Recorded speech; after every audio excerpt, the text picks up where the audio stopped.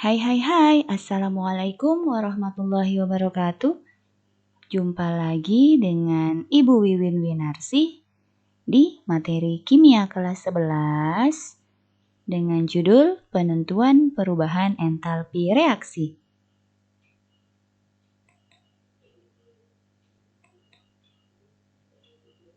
Bagaimanakah cara menentukan perubahan entalpi reaksi?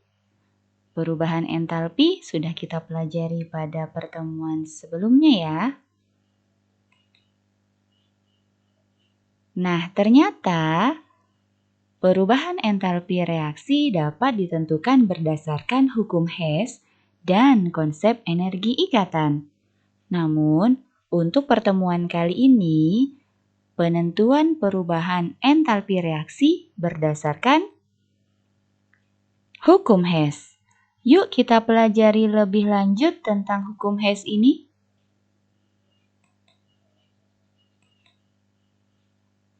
Hukum Hess dikemukakan oleh Germain Henry Hess yang dilahirkan pada tahun 1802 dan wafat pada tahun 1850. Ia melakukan percobaan-percobaan dan hasil percobaannya adalah tidak semua reaksi kimia berlangsung hanya dalam satu tahapan reaksi. Ingin tahu contohnya? Yuk kita simak. Contohnya adalah reaksi pembakaran belerang yang berlangsung dengan dua tahap. Tahap yang pertama, belerang direaksikan dengan gas oksigen mengalami reaksi pembakaran menghasilkan gas SO2. Lalu pada tahap yang kedua, gas SO2 dibakar lagi atau bereaksi lagi dengan oksigen menghasilkan gas SO3. Contoh berikutnya adalah reaksi pembakaran karbon.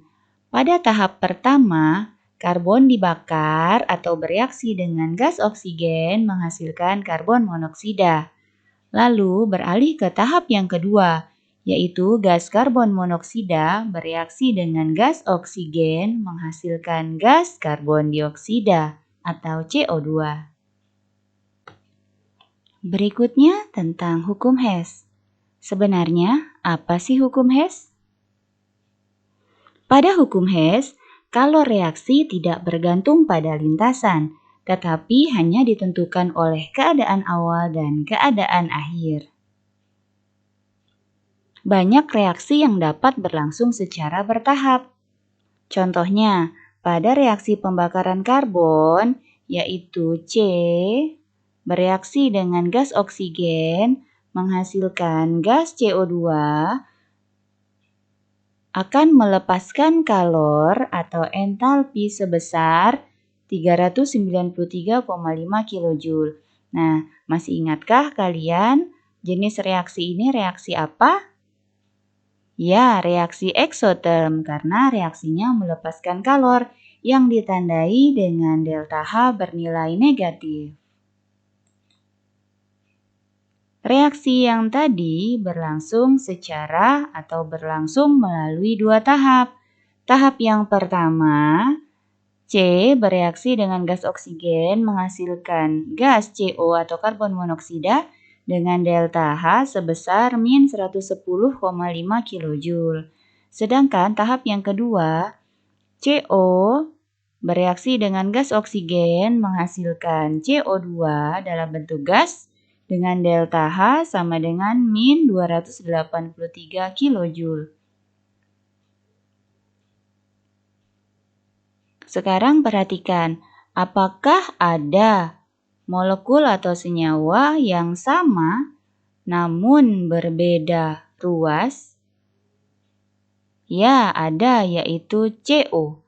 Pada tahap 1, CO terletak di ruas kanan dan pada tahap 2, CO terletak di ruas kiri. Apabila molekul yang sama namun berbeda tempat atau berbeda ruas, maka molekul tersebut bisa dihilangkan atau bisa dengan dicoret.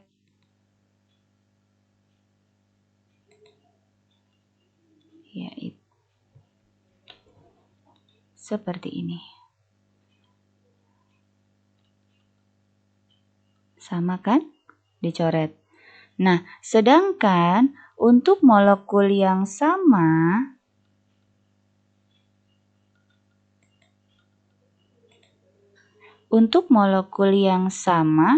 dan berada pada ruas yang sama seperti oksigen, ini kita jumlahkan karena tanda di akhir sini adalah tambah. Baiklah, kita bisa tuliskan reaksi akhirnya.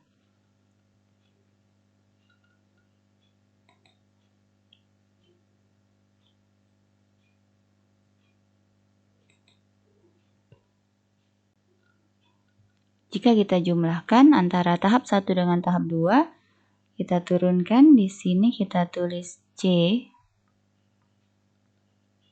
tambah oksigen sama setengah ditambah setengah artinya 1, O2 dalam bentuk gas, tanda panah menjadi, tadi CO sudah dicoret berarti tersisa CO2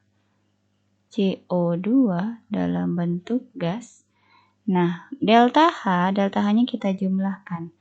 Delta H sama dengan min 110,5 tambah min 283,0 sama dengan min 393,5 kilojoule. Nah, setelah diperhatikan, hasilnya sama dengan reaksi yang berlangsung secara satu tahap.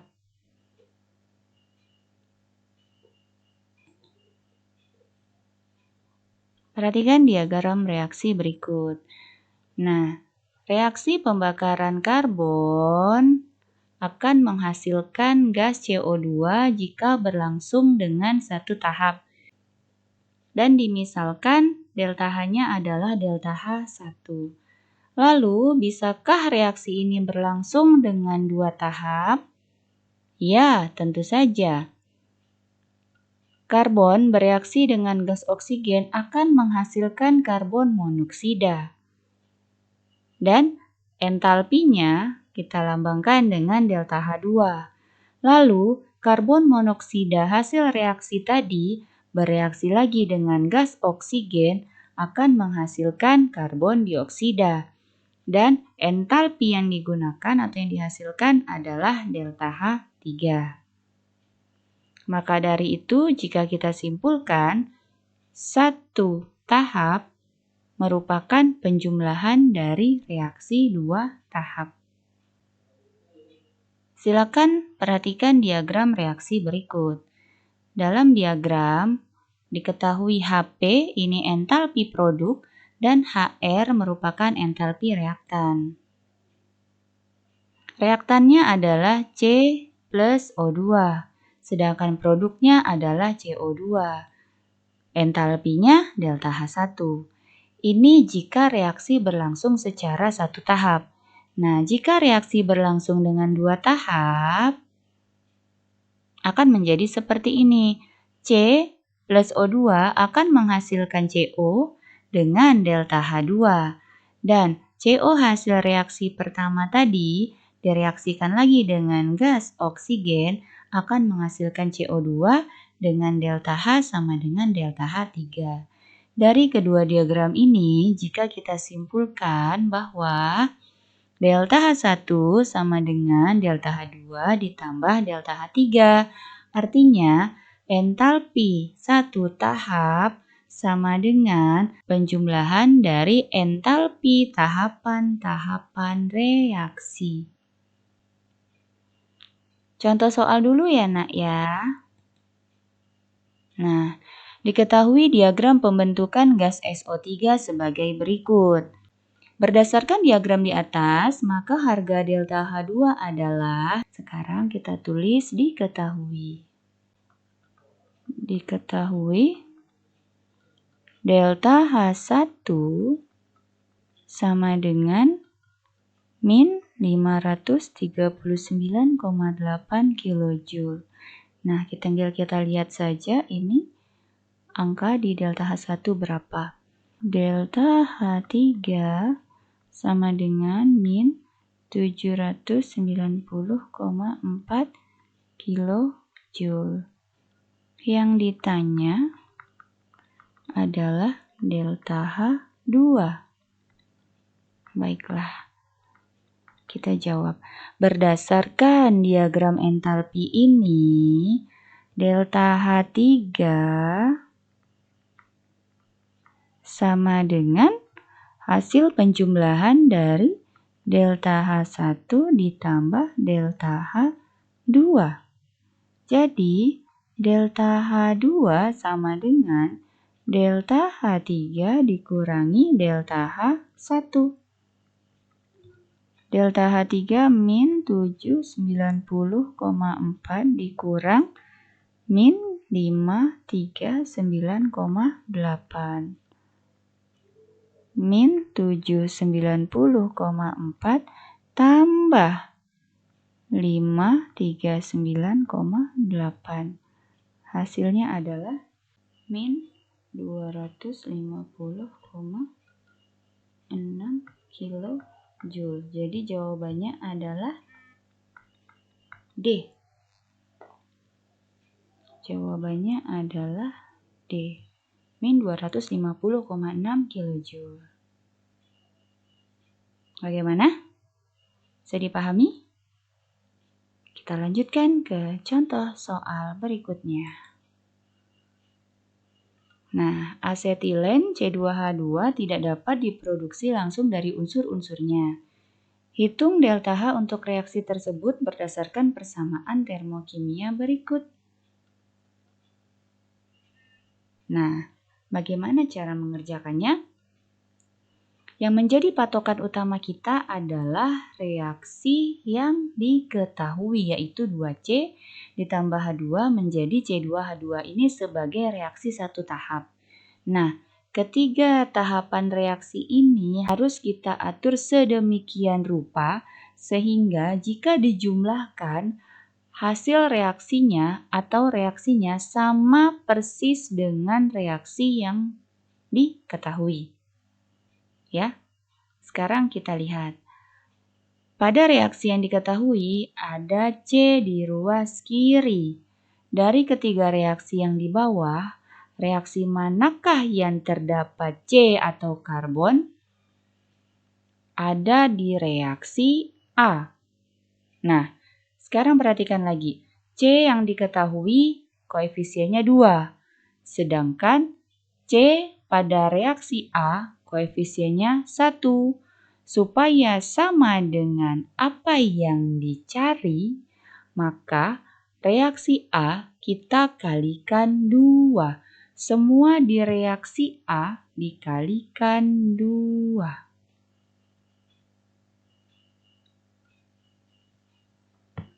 Jika reaksinya dikalikan 2, maka akan berubah menjadi 2C tambah 2O2 menghasilkan 2CO2 dengan delta H sama dengan delta H-nya juga dikali 2 ya. Min 787 kilojoule. Reaksi A sudah. Sekarang tinggal reaksi B dan C. Nah, kita perhatikan lagi nih. Reaksi yang di atas yang diketahui.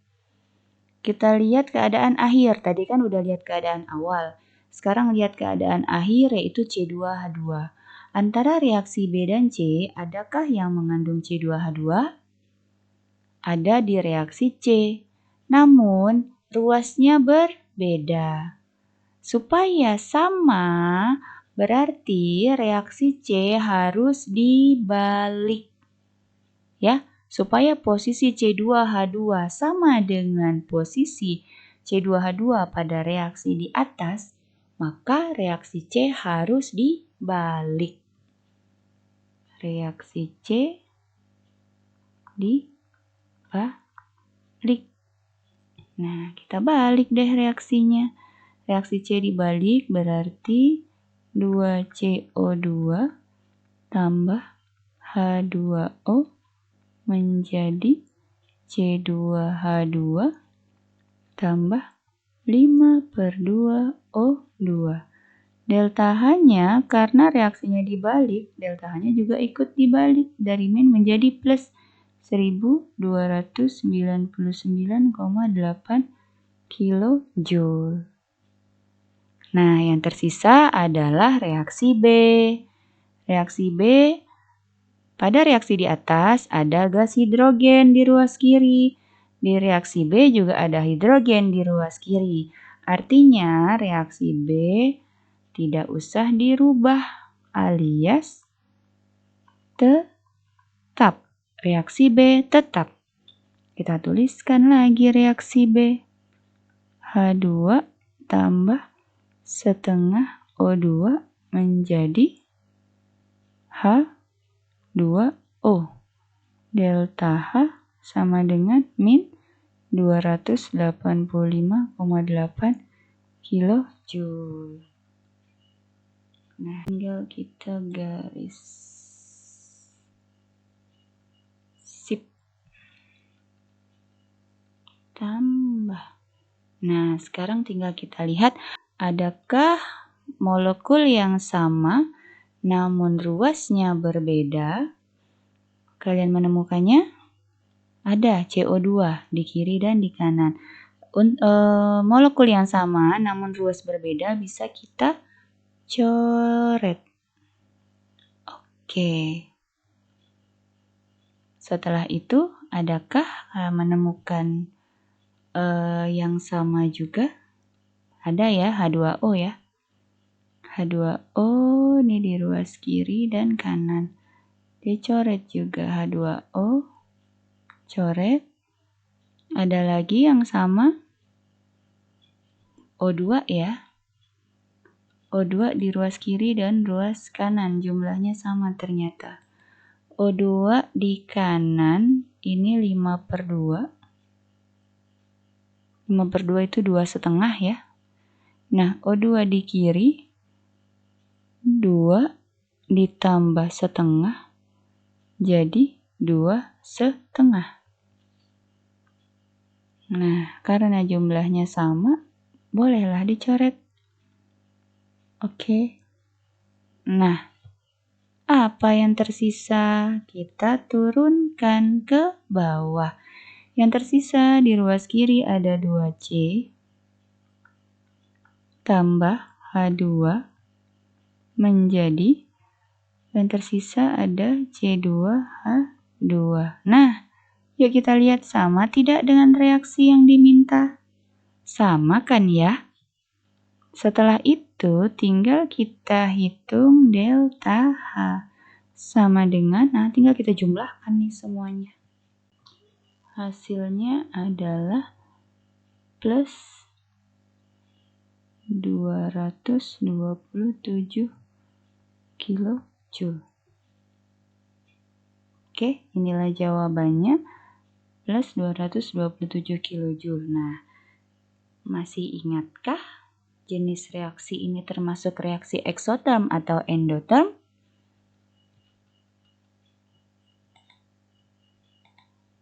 Ya, reaksi ini termasuk reaksi endoterm. Kenapa? Karena delta H bernilai positif, yang berarti menyerap kalor. Begitu anak-anak ya. Nah, kurang cerdas dapat diperbaiki dengan belajar, kurang cakap dapat dihilangkan dengan pengalaman, namun tidak jujur sangat sulit untuk diperbaiki. Jadilah pribadi yang jujur anak-anakku, belajarlah dengan bersungguh-sungguh, ikhlas dalam setiap tindakan. Raihlah kesuksesan dunia dan akhirat. Salam hangat kimia, mudah, asyik, dan menyenangkan. Terima kasih. Wassalamualaikum warahmatullahi wabarakatuh. Sampai jumpa lagi di pembelajaran berikutnya.